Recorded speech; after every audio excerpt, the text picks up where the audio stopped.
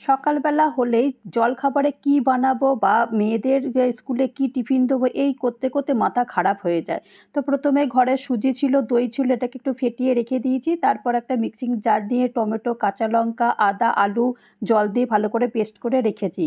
আর তারপরে ওই মশলাটা যেটা করেছি সেটা দিয়ে দিয়েছি, নুন আর একটু বেকিং পাউডার দিয়ে ভালো করে দইয়ের সঙ্গে ফেটিয়ে নিয়েছি। ভালো করে ফেটিয়ে নেওয়ার পর একটা কেক টিন নিয়েছি, কেক টিন নেওয়ার পর তারপর এটাকে দিয়ে একটু 2 মিনিট বেক করে নেওয়ার পর একটু চিলি ফ্লেক্স আর ধনেপাতা দিয়ে আবারও বেক করতে দিয়েছি 10 মিনিটের জন্য। বেক করার পর এটাকে চাকু দিয়ে কেটে নিয়েছি, আর একটু টেস্টি বানাবার জন্য একটু তেল দিয়েছি, কারি পাতা দিয়েছি আর একটু সর্ষে ফোড়ন দিয়ে দিয়েছি। তারপরে এই যে বেকটা করে যে কেকটা বানিয়েছিলাম সেটা একটা একটা করে দিয়েছি, এরকম ভেজে নিয়েছি। ভেজে নেওয়ার পর দেখো কি সুন্দর দেখতে লাগছে, যেন মনে হচ্ছে যে পিৎজা ভাজছি।